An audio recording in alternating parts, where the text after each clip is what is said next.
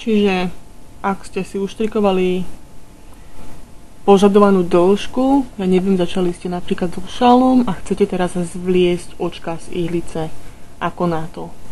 Nie je naozaj nič jednoduchšie, vlastne stále to prvečko sa prevlieka, druhé si uštrikujeme a teraz to posledné prevlečieme cez predposledné a takto pokračujete vlastne celý čas. Uštrikujete len jedno, to posledné cez predposledné, takto vlastne pokračujete až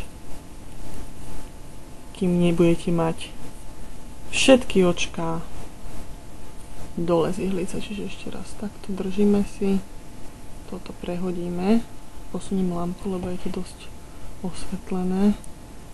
Takže ešte raz uštrikujem jedno,